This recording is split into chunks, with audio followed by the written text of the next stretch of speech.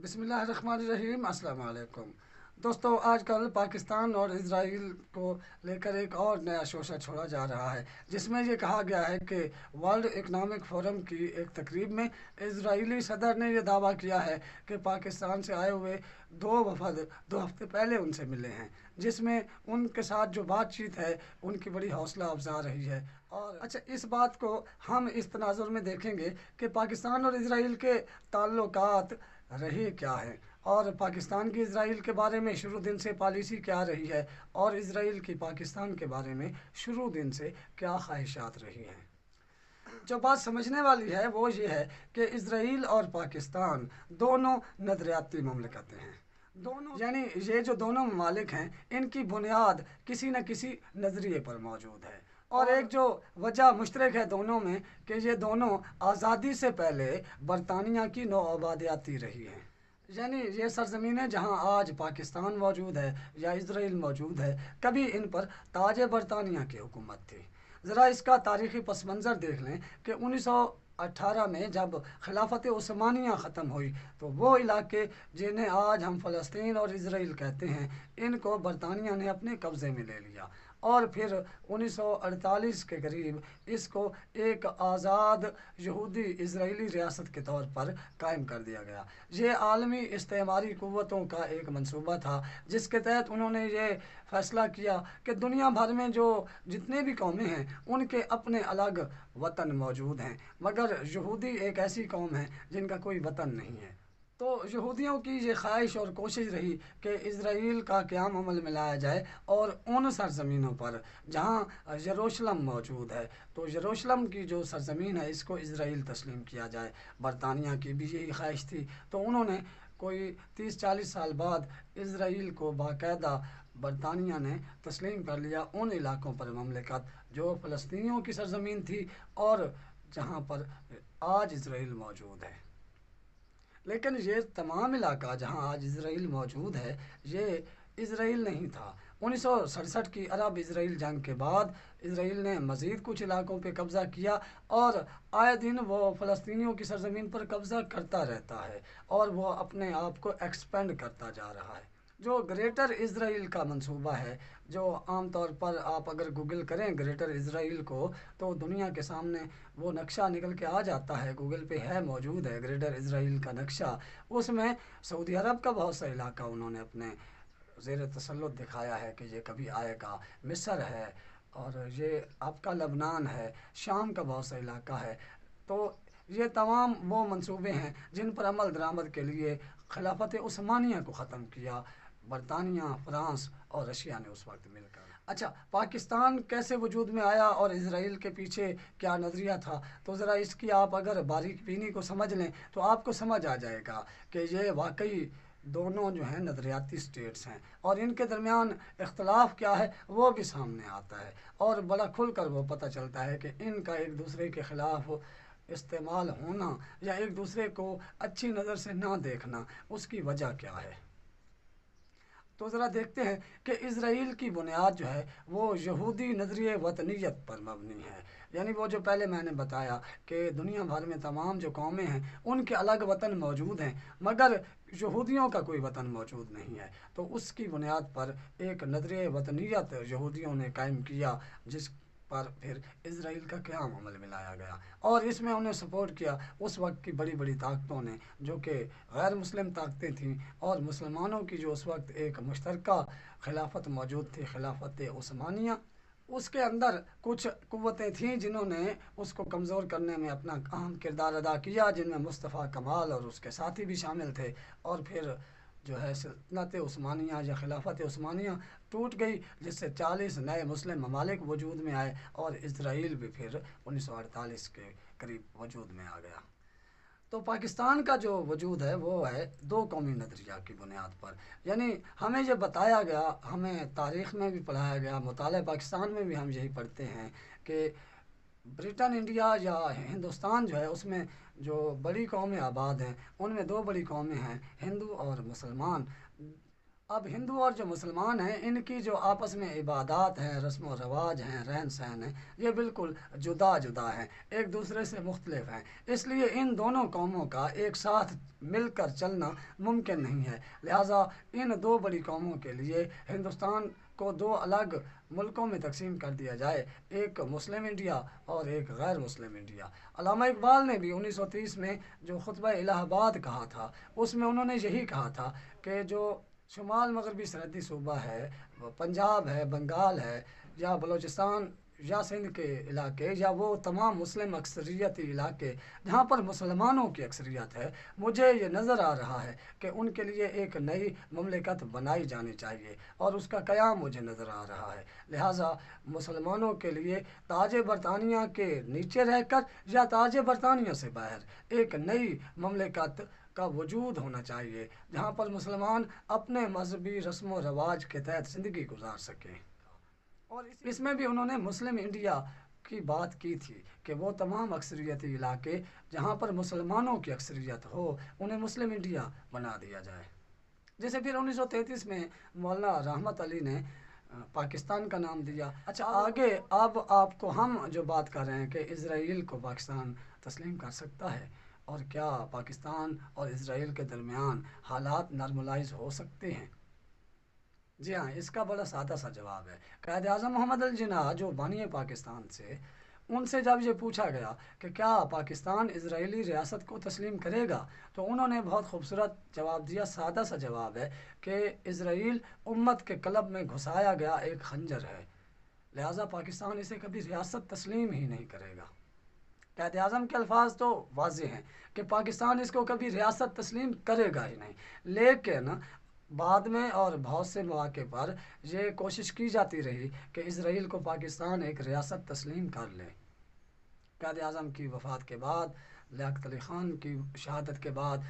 और भी बहुत से मसाइल आप देखते जाएं, तारीख़ को पढ़ते जाएं। अयूब ख़ान के दौर में ये कोशिशें हुई, जुल्फ़िकार अली भुट्टो के बारे में ये था कि बड़े मकबूल लीडर हैं, वो ये काम कर लेंगे, इज़राइल को तस्लीम कर लेंगे, लेकिन उन्होंने भी ना किया। फिर ज़ियाउल हक़ के दौर में तो ऐसी कोई ख़ास कोशिश नहीं हुई, लेकिन ये हमें नज़र आता है कि जब ज़ियाउल हक़ के दौर में अफ़गान जिहाद जारी था,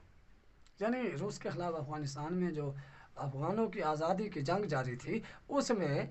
इजरायली इंटेलिजेंस और पाकिस्तानी इंटेलिजेंस के बारे में ये तासुर दिया जाता है कि ये बहुत करीब हो गए थे और एक दूसरे से बहुत करीबी मामलात शेयर किया करते थे, यानी बड़ी कुर्बत पाई जाती थी, क्योंकि दोनों का मकसद ये था कि रूस को अफ़गानिस्तान से निकाल दिया जाए। और इसके लिए इजरायली इंटेलिजेंस मोसाद और पाकिस्तानी इंटेलिजेंस एजेंसी ISI के दरमियान ये कहा जाता है, मैं ये नहीं कह रहा कि था, ये कहा जाता है कि बड़ी कुर्बत हो गई थी रूस के ख़िलाफ़ इंटेलिजेंस ऑपरेशन के दरमियान। फिर अफ़गान जिहाद ख़त्म हो गया, फिर पाकिस्तान में फ़ौजी हुकूमत ख़त्म हो गई, जमहूरी हुकूमतें आईं। फिर जमहूरी हुकूमतों में नवाज़ शरीफ के दौर में एक कोशिश हुई, एक अजमल कादरी साहब हैं मौलाना, तो उन्होंने ये दावा किया, फिर बाद में अपनी तस्वीर भी शेयर की इज़राइल के दौरे की, कि मुझे नवाज़ शरीफ ने एक वफ़द के साथ इज़राइल भेजा और ये कोशिश की कि मजहबी हमांगी अगर हमारी हो सकती है और हमारे दरमियान अगर कुछ ताल्लुकात बेहतर हो सकते हैं तो हम करेंगे। फिर उसके बाद वो मामला ख़त्म हो गया, नवाज़ शरीफ की हुकूमत ख़त्म हो गई। फिर मोहतरमा बेनज़ीर भुट्टो वज़ीर आज़म बनी, तो उनके दौर में अमेरिका में उनके साथ ज़ायनिस्ट ऑर्गेनाइजेशन के बहुत से वफूद मिलते रहे, लेकिन कोई बात बन ना सकी, क्योंकि पाकिस्तान में एक जो ख़ास किस्म की सोच पाई जाती है, वो ये पाई जाती है कि इज़राइल एक दहशतगर्द रियासत है और पाकिस्तान कभी इसको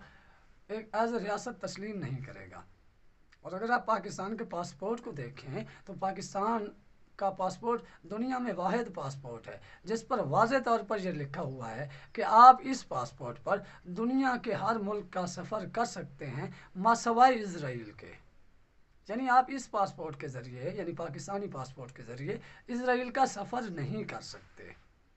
तो फिर जनरल मुशर्रफ साहब आए, मुशर्रफ दौर में एक बड़ी कोशिश की गई। उस वक्त जो उनके वज़ीर ख़ारजा थे खुर्शीद महमूद कुसूरी, उन्होंने ख़ुद तस्लीम किया, मीडिया पर आकर किताबों में लिखा, अखबारात में ये बयानात भी दिए कि हाँ, इस्तांबुल में मैंने इज़राइली वज़ीर ख़ारजा और इज़राइली हुकाम से एक मुलाकात की थी। جس میں ہم نے یہ ڈسکس کیا تھا کہ کیا پاکستان اور اسرائیل کے درمیان ٹائز آپس میں نارملائز ہو سکتی ہیں یا نہیں، لیکن پھر وہ بات بھی آگے نہ چلی۔ یہ اس وقت خفیہ ملاقات تھی، بعد میں اس کا پول خود خورشید محمود قصوری نے کھولا جب حکومت چلی گئی۔ اب جب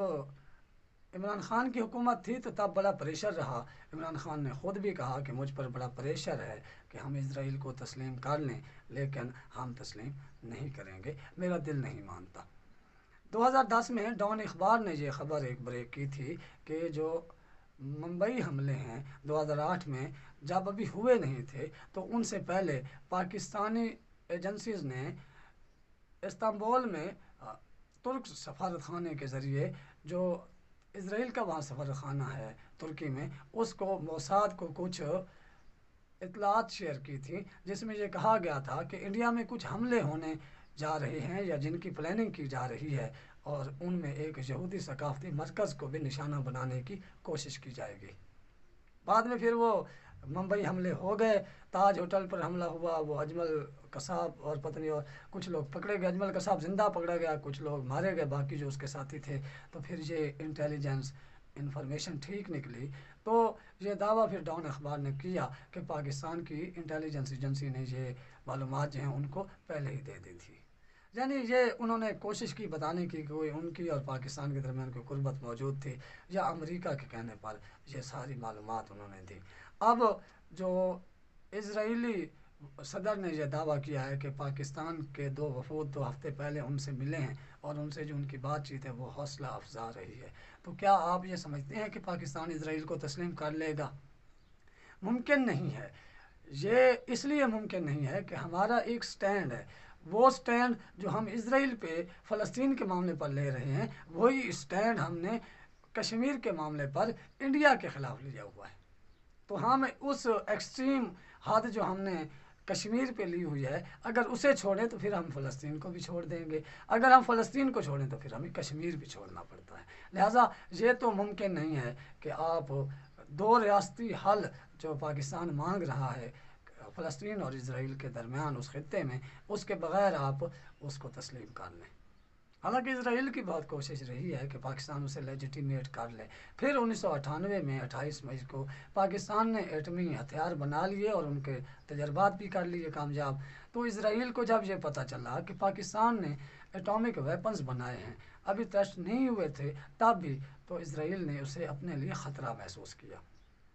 پھر پاکستان نے 28 مئی 1998 کو اپنے ایٹمی ویپنز ٹیسٹ بھی کر لیے۔ تو یہ بھی کہا گیا کہ اسرائیل پاکستان پر یا پاکستان کی ایٹمی تنصیبات پر حملے پلان کر رہا ہے، لیکن بر وقت پتہ چل جانے سے ان کے یہ منصوبے ناکام ہوئے۔ اور 1967 کی عرب اسرائیل جنگ میں پاکستان ایئر فورس کے حصہ لینے کی داستانیں بھی بڑی مقبول ہیں، اور پاکستان میں ان کو بڑا دعوے سے کہا جاتا ہے کہ ہماری ایئر فورس نے اسرائیل کے خلاف بہت اچھی کارروائی کی اور اسرائیلی فضائیہ اور آرمی کی کمر توڑ کے رکھ دی تھی۔ تو یہ جو خبریں اڑائی جاتی ہیں پاکستان میں، وہ آپ کو دیکھتے ہیں کہ آپ کے اندر اسرائیل کے خلاف ابھی نفرت کس لیول پہ ہے، کچھ کم ہوئی ہے یا اور بڑی ہے۔ اس قسم کی ہر 2-3 سال بعد وہ شوشہ چھوڑ دیتے ہیں کہ پاکستان اسرائیل کو تسلیم کرنے جا رہا ہے، یا پاکستان سے کچھ لوگ گئے ہیں جو اسرائیل کا وزٹ کر کے آئے ہیں، جیسے یہ کہ ابھی کچھ دن پہلے 29 مئی کو یہ خبر بریک ہوئی ہے۔ تو آپ یہ سوچ لیں کہ پاکستان اسرائیل کو تسلیم نہیں کرنے جا رہا، نہ ہی ایسا کوئی منصوبہ ہے، نہ ہی کوئی پاکستان میں ایسی پولیٹیکل پارٹی ہے جو اتنا بڑا سٹینڈ لے گی کہ وہ اسرائیل کو تسلیم کر لے گی۔ نہ تو یہ PMLN کر سکتی ہے، نہ تو یہ پاکستان پیپلز پارٹی کر سکتی ہے، نہ تو یہ PTI کر سکتی ہے، نہ ہی JUIF یا کوئی اور پارٹی یا کوئی اور اتحاد یا PDM کا اتحاد ایسا کرنے کا سوچ سکتا ہے۔ تو پھر یہ لوگ کیوں گئے، اور یہ کیوں کہا گیا کہ پاکستان سے 2 وفد آئے تھے اور ہماری ان سے بڑی حوصلہ افزا بات رہی؟ پاکستان کا فارن آفس بھی اس کو ڈینائی کر چکا ہے، اور جو سب سے اہم اور بڑی بات ہے وہ احسن اقبال کا بیان ہے۔ انہوں نے کہا کہ کچھ لوگ گئے، لیکن وہ پاکستانی نژاد امریکنز تھے جو اپنی مرضی سے گئے، پاکستانی حکومت یا پاکستانی اداروں کا اس سے کوئی تعلق نہیں تھا۔ اور پھر ان لوگوں نے بھی یہ بتایا کہ ہم امریکنز ہیں، پاکستانی نژاد امریکنز ہیں، اور ہم اپنی کیپیسٹی میں وہاں گئے ایک NGO کے تحت۔ वहाँ पे उनका कोई काम था, लिहाजा इसका पाकिस्तानी हुकूमत से कोई ताल्लुक़ नहीं है। लिहाजा आप ये सोचें, इससे जो इजरायली सदर ने जो बयान वर्ल्ड इकनॉमिक फोरम के स्टेज पर दिया, वो टारगेट अचीव करना चाहते हैं। एक तो कि पाकिस्तान में अब क्या हमारे लिए कोई नरम गोशा मौजूद है ताकि हम कोशिश कर लें और शायद हमारा काम बन जाए, और दूसरा वो ये चाहते हैं कि पाकिस्तान में इजराइल के हवाले से कोई ना कोई बात चलती रहे। अगर ऐसी कोई अफवाह आए ही ना तो पाकिस्तान में इजराइल को तस्लीम करने की बात ही ख़त्म हो जाए, टॉपिक ही मर जाए। तो वो टॉपिक को ज़िंदा रखना चाहते हैं और फिर उससे आपके जो अंदर जज्बात हैं उनको सामने रख कर वो ये फैसला करेंगे कि कब हमें कौन सा पत्ता खेलना है और किस पार्टी में हमारे लिए नरम गोशा मौजूद है और किस को हम सपोर्ट करें अंदरून खाना, और वो आए और हमारा काम बन जाए। लिहाजा इस पर कोई शिद्दत लेने की ज़रूरत नहीं है, वो आपके अंदर जो जज्बात हैं उनको थका देना चाहते हैं। तो आप साबित कदम रहें, अपने स्टांस पे अड़े रहें, एक दूसरे को गद्दार या फलां का एजेंट कहने के बजाय इस बात पर मुस्तहकम और साबित कदम रहें कि वो चाहे जितनी भी कोशिशें कर लें, हम अपने नज़रिए को नहीं छोड़ेंगे। तो फिर मसला कोई नहीं है। अब तक के लिए इतना ही। आप अपना और अपने दोस्तों का ख्याल रखिएगा, हमारे इस चैनल का भी। अल्लाह हाफ़िज़।